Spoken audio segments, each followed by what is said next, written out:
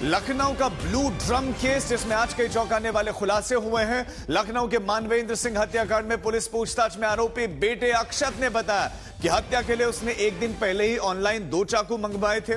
वो delivery boy को लेकर आया था। शव को काटने के लिए उसने आरी और शव को छिपाने के लिए नीला ड्रम खुद बाजार से खरीद कर लेकर आया था।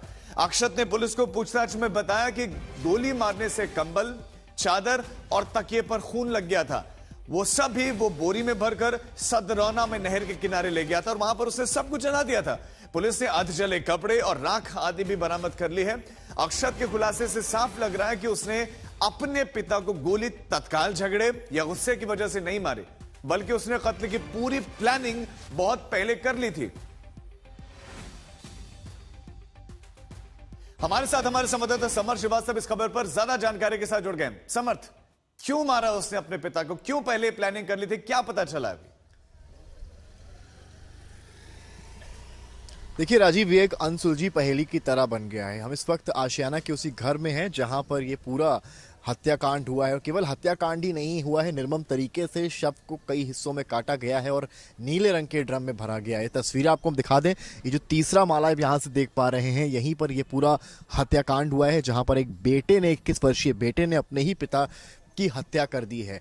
सबसे बड़ी बातें जो निकलकर सामने आ रही हैं कि ऐसा नहीं है कि किसी गुस्से में ये घटना हुई है। एक पूरी प्लानिंग और प्लॉटिंग के साथ इस घटना को अंजाम दिया गया है। जानकारी के मुताबिक एक ऑनलाइन ऐप से पहले उसने एक चाकू मंगाया जो 10 मिनट के भीतर उसके घर आया। उसके बाद वो खुद मार्केट गया और उसने नीला ड्रम खरीदा और आरी खरीदी, जिसके बाद एक प्लानिंग प्लॉटिंग के तहत इस पूरे हत्याकांड को अंजाम दिया गया है। और सुबह 4:30 बजे जब पिता गहरी नींद में थे, 2 शादियां उस दिन उन्होंने अटेंड की थी, थके हारे सो रहे थे, तब इस घटना को अंजाम दिया गया है। जो मानवेंद्र की बहन है, उनका कहना है कि बेटी भी उसी कमरे में पिता के बगल में सो रही थी और बेटी को गोली न लगे, इस बात का ध्यान रखते हुए अक्षत ने दूसरी तरफ से अब कनपट्टी पर, यानी कि इस जगह पर मानवेंद्र के गोली चलाई और वहीं पर मानवेंद्र की मृत्यु हो गई। इसके बाद मानवेंद्र से उसकी बहन ने यह कहा कि भैया तुमने ये क्या कर दिया।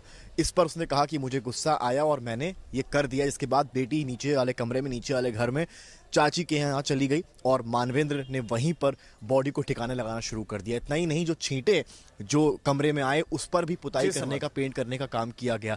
आप अगर अभी देखें तो तमाम परिवार के लोग जो हैं वो अभी भी यहाँ पर मौजूद हैं। जो मोहल्ले के लोग हैं वो अभी भी यहाँ पर मौजूद हैं। आज क्योंकि यहाँ क्रिमेशन हुआ है तो इस वजह से इस तरह की तस्वीरें भी आपको आज जो मानवेंद्र का आवास है उसके बाहर देखने को मिल रही हैं। लेकिन अभी तक ये गुत्थी सुलझ नहीं पाई है कि आखिर मुख्य कारण क्या है, मुख्य वजह क्या है। शुरुआती तौर पर नीट को बताया जा रहा था, लेकिन बहुत बड़ा सवाल। और नीला ड्रम मंगाता है, नीला ड्रम पहले भी चर्चाओं में रहा होगा, आपको याद है। एक और बड़ी खबर इसी ब्रेकिंग न्यूज से जुड़ी हुई। मानवेंद्र सिंह की हत्या के आरोप में उसका बेटा अक्षत गिरफ्तार तो कर लिया गया है, लेकिन अभी उसकी बेटी पर सवाल उठ रहे हैं। 3 दिन तक पिता का शव घर में पड़ा रहा, लेकिन बेटी खामोश रही। न सिर्फ खामोश रही बल्कि रोजमर्रा के काम करते रहे। इस दौरान वो परीक्षा देने भी गए। यहां तक कि दोनों भाई बहन अपनी चाची से भी रोज मिलते रहे ताकि किसी को शक न हो। खुलासा हुआ है कि हत्या के बाद दोनों भाई बहन शव के पास बैठकर नॉन वेज खाते रहे। ये सारी चीजें संदेह पैदा कर रहे हैं कि आखिर बेटी क्यों खामोश रही। आपको ये बता दें कि 20 तारीख को मानवेंद्र सिंह की हत्या हुई, 23 फरवरी को इसका खुलासा हुआ। समर्थ हमारे साथ जुड़े हुए। समर्थ, संदेह के घेरे में बेटी है, लेकिन अभी क्या शुरुआती पूछताछ में कुछ बताया है बेटी ने कि वो क्यों चुप थी इस मामले में? राजीव, सबसे बड़ी बात यहाँ पर यही निकल कर आ रही है। एक तो पुलिस जो है वो बेटी से पूछताछ करने वाली है अलग से। दूसरी सबसे बड़ी जो प्रमुखता से बात समझ में यह आ रही है कि जिस दिन ये मर्डर हुआ है, मान लेते हैं कि उस दिन भाई ने अपनी बहन को डराया कि हम तुम्हें मार देंगे अगर तुमने किसी को ये सारी चीज़ें बताई, लेकिन अगले 3 से 4 दिन बहुत क्रूशियल थे। आखिर उन 3 से 4 दिन वो क्यों चुप रही, ये एक बहुत बड़ा सवाल है। और बताया ये भी गया कि वो अपनी बेस्ट फ्रेंड के घर पर पढ़ाई करने भी गई, जब कि उसके पिता की मृत्यु हो चुकी थी, निर्मम मृत्यु हो चुकी थी। शव के टुकड़े काटकर उसी कमरे में, उसी घर पर रखे हुए थे, जिस घर की आपको हम तस्वीरें यहाँ लगातार दिखा रहे हैं।